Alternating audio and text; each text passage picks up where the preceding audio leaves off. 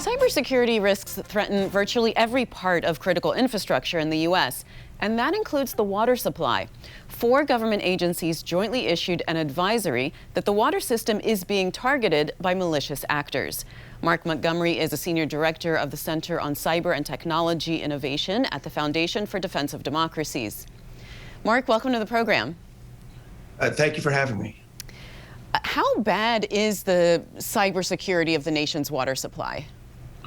Well, among our 16 national critical infrastructures, our assessment was that water was the weakest critical infrastructure. And that matters because all critical infrastructures are linked. In other words, the energy infrastructure, which is in better shape, is reliant on a water supply for cooling effluent and things. So with everything all infrastructures being linked together, having water be your weakest link is a national security emergency. So who and why would attack the nation's water system? I think there's 2 different kind of attack vectors here. The first is criminal actors could easily have attacked and could easily continue to attack the water supply for either ransomware purposes or in order to just create malicious activity. And then the second one is that adversaries, and the recent 4-agency advisory referred to this, nation-state adversaries could put malware in the system very easily that they could then affect during a crisis or contingency to weaken our critical infrastructures and our responses to national emergencies. So, Mark, is this just a threat, or have there actually been real attacks against the water systems? There have been attacks, and we're starting to see the slight uptick, particularly with ransomware. There have been, probably most famously, a year ago at the Super Bowl. 2 years ago at the Super Bowl, at the time of the Super Bowl, there was an attack in Oldsmar, Florida, where an actor who has yet to be identified entered the system and began to change the chemical set points on the chemicals that are put in to make the water cleaner. When raised, though, those same chemicals can have a poisonous effect. So it was caught because the threat actor was maneuvering the system while someone was on it, someone and could observe that a second actor was in there. But for that, I think we would have had a significant incident. And there have been attacks like that in other places in Kansas and in other states, and also there have been an increasing number of ransomware attacks against municipal water supplies. When you say significant incident, are we talking about mass amounts of people dying from being poisoned? No, I think that on something like this, you would have the very young and the very old would be impacted first by a change in the chemical balance of the water. I think it would be determined reasonably rapidly by emergency responders that, hey, we're consistently having a problem with the water supply.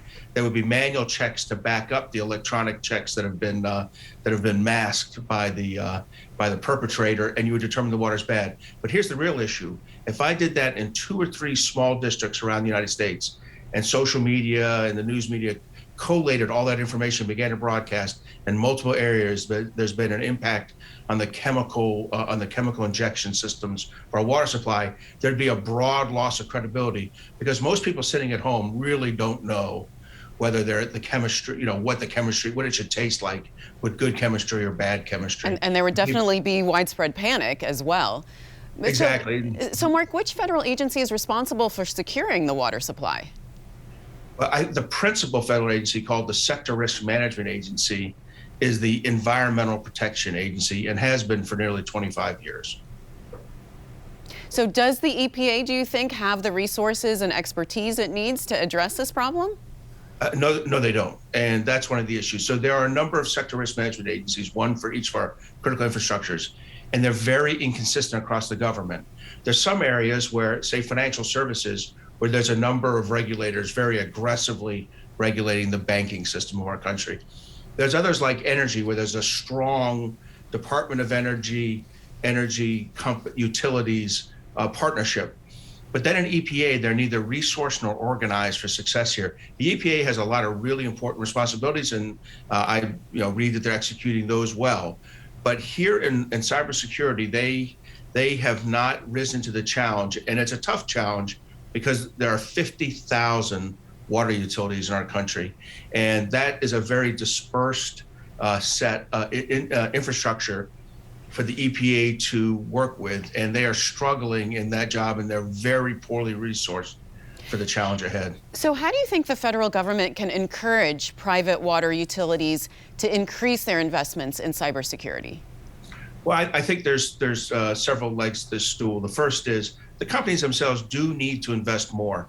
One of the reasons we're so vulnerable is 2 to 3 decades ago, we began to highly automate the water distribution system. In other words, the pumps and valves and the chemical injection systems that run our water system have become automated. And that saved us a lot of money because we have computers doing work humans were doing. Now, at the time, there didn't appear to be a cybersecurity threat, and there were not investments made in cybersecurity. Well, fast forward 20 years, there are cybersecurity threats. Some of those savings from the personnel reductions need to be put into that. So first, the utilities need to help themselves. But second, the EPA needs to do 2 broad things. First is work with industry to establish the appropriate standards that different size water utilities need to meet. And then alongside that, begin to make their grant programs more accessible to cybersecurity needs. Currently, you can get a cybersecurity grant, but that same grant sits alongside grants for droughts, for low sea levels, for natural disasters, for climate change, kind of like the 4 signs of the apocalypse or cybersecurity. And in the end, that money goes to the 4 signs of the apocalypse, not to cybersecurity, which is kind of seen as a threat somewhere in the future.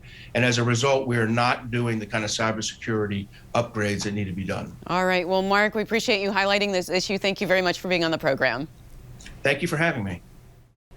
Thank you for watching. If you enjoyed the video, give it a thumbs up and subscribe to our channel so you don't miss out on any future Government Matters interviews.